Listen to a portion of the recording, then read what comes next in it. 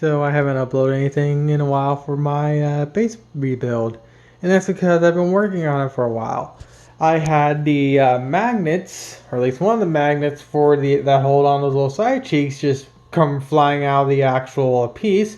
So I had to go in there and figure out a solution to resolve that. I think I've figured that out, and I also did the same thing for the bottom half right here, just to be on the safe side. And also what I learned is that the original setup I had to get the RC card to connect wasn't enough. Currently, it's just two magnets in the body and two right here. Unfortunately, that's not enough to actually keep this thing connected to the base. What would happen is that this thing will eventually just slide out a little by about like an inch or two, and when it slides out by an inch or two, it's not able to grab traction to wherever it's driving on, concrete, carpeting, and whatnot. It makes steering it a lot more difficult. So I had to make a new system to connect it so the car actually stays in place. So let me go and actually get the car set up, and I'll show you what I mean. And the most simplest solution I can come up with is just having it connect between two popsicle stick barriers, and this should be more than enough to actually keep it from actually coming out. And as you can tell, I had to extend the actual popsicle stick, so I made this nice little cast area right here to where it's all nice and reinforced, so that when this thing's actually moving around, the load doesn't actually cause the popsicle sticks here to break, even though I'm using hot glue and whatnot. So I need to actually go out and actually test this, because I actually haven't tested it yet, but theoretically I should have this thing properly set up so it can properly load bear whatever I have it to do. Because the way I have this thing set up is I have a slight angle inwards. That way, so whenever it's pushing itself forward, it's always willing to push these with the actual base. So yeah. But with that said, let me go and actually show what else I did to this thing before I actually go outside and run this thing around. Oh yeah, I forgot to say one more thing. When it comes to these popsicle stick restraints, right now they're free moving.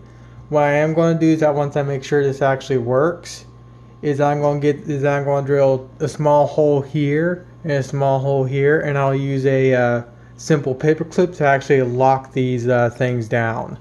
Actually, I'm probably going to place the hole here and here, that way so it'll actually be at the thickest point of the popsicle stick and not at the weakest point, which is at the end. So yeah, I also got to do that, but of course that can be done off camera. I just want to show that I also do want to say that I do have a way to lock this down for when I go to officially call this part complete. So one of the things I didn't like about the original stand I made is that when I went to go inside and work on something like connect wiring and whatnot, I didn't like how there was no light. Well, I fixed that problem, and now I have a nice little LED light, so I can easily see my wires and know what is what, and set everything up. And also, as you can tell, since I got the Y harness in here, I also got the turrets all set up with their servos, and I also got the lighting for said turrets also set up. Now, I don't have the battery pack for the cock truck's headlights and whatnot. And of course, that's because it's daytime, so it really wouldn't be worth having those things all lit up when you won't really be able to see them outside in the daytime. So next thing I'm going to do is I'm going to go and wire everything up. One thing I am absolutely proud of is the fact I managed to basically reduce the wiring nightmare that was the original base to the simple little connection areas that are a lot more self-contained. And of course right here I have the battery connector lead for the amplifier right there, which I'm also very happy with on how it came out. So next thing I gotta do is I need to connect the turrets up.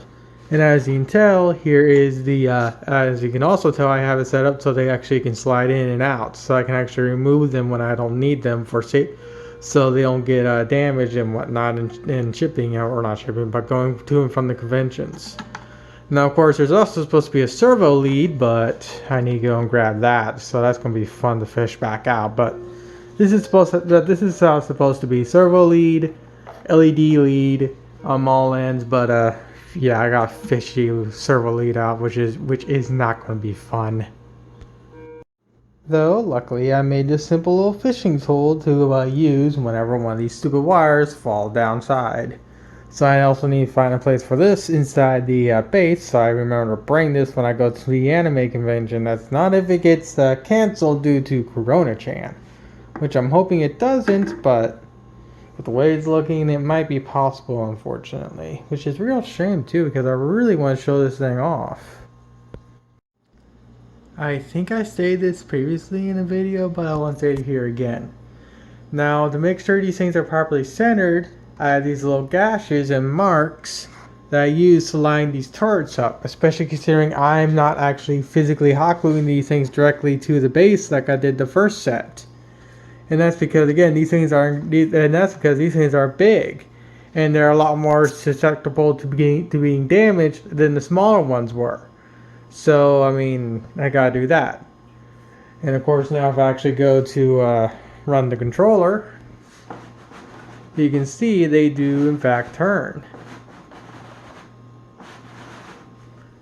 And they tend to line right back up for the most part.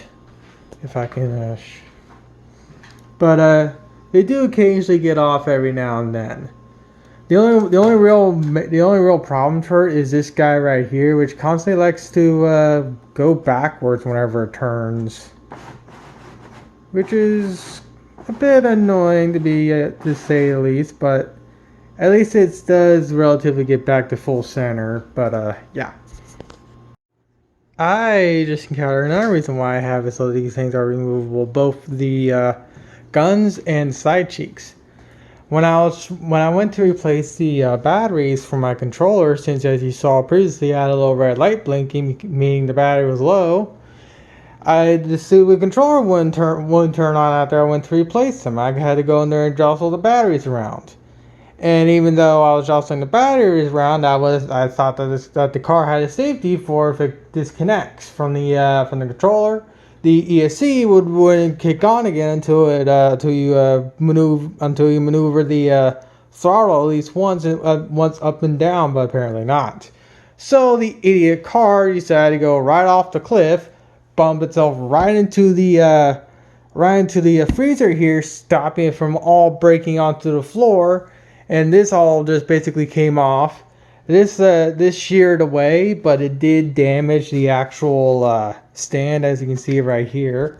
So I gotta go and fix that when I'm done doing this video.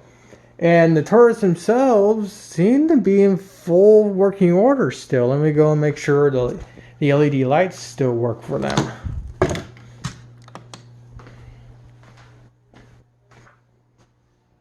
Yep, looks like the LEDs all still work, so that's good. So I'm guessing that is another safety feature I built into this sucker without knowing it.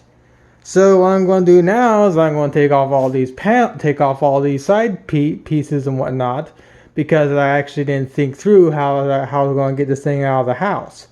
So I'm going to come back when I actually get this whole thing outside. Unfortunately, it's a bit windy outside. There's nothing I can really do about that, but here I have Kongou and everything all set up.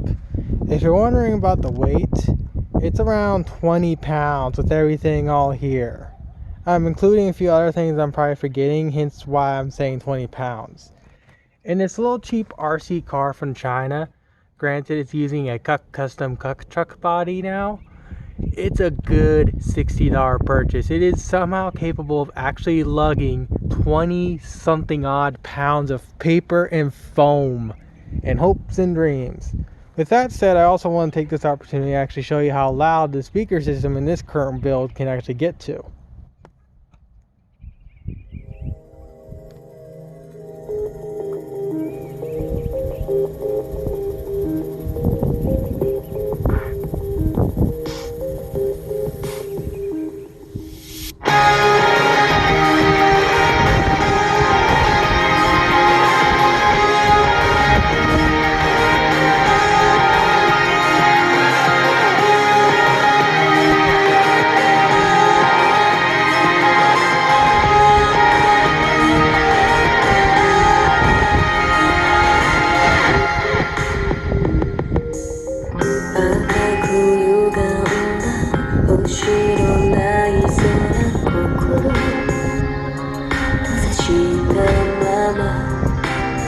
戦いの中切なの願いとでも気に留めやしない二度と戻れない過去を思うことで今の自分の定めを心に焼き付けて潮風の舞うこの場所を私はそこ As you can tell, it gets significantly loud. Though, even though my autism, when I was trying to get these things centered, they're still not completely centered, so I might need to go in there and do some more modifications to make these a little bit more proper.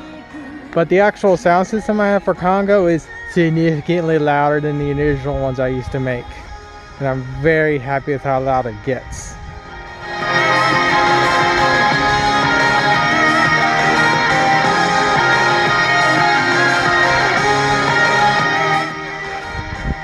So what I need to do now is I need to make sure the thing I did to the car actually works. So I'm going to run this thing around the neighborhood. And again, for those that don't know, running this thing around my neighborhood is around a quarter mile. So I'm going to see how that works.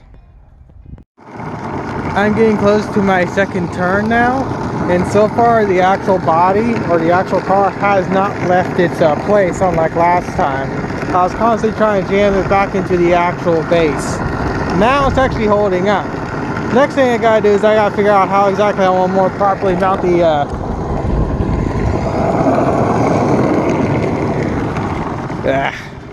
Now I need to figure out how I need to properly mount the turrets. Note to self, don't record a video when it's daytime and her car's still around. Well, she survived the whole 1/4 torture or quarter-mile torture. Surprisingly enough, the setup I designed for to hold the truck down actually did in fact work. The one thing I did notice is that a few of the turrets did come a little bit loose. I'm guessing the friction fit isn't as frictiony as I would like. I am considering hot gluing them down, but I want to make sure if I do that I have them fully centered the way I want. But of course, like I said previously, I want them to be removable, that way so I can actually store them and ship them properly. Granted, I won't be shipping them anywhere, I'm just talking about when I take this thing to the convention and whatnot, I want to be able to relatively easily put everything in the car. But at least everything does seem to work. Though I am very happy that I actually survived the whole quarter-mile torture test. It will be a lot more smoother at the conventions because it'll be on carpeting and whatnot. But at least the road actually does serve as a good torture test for these type of builds.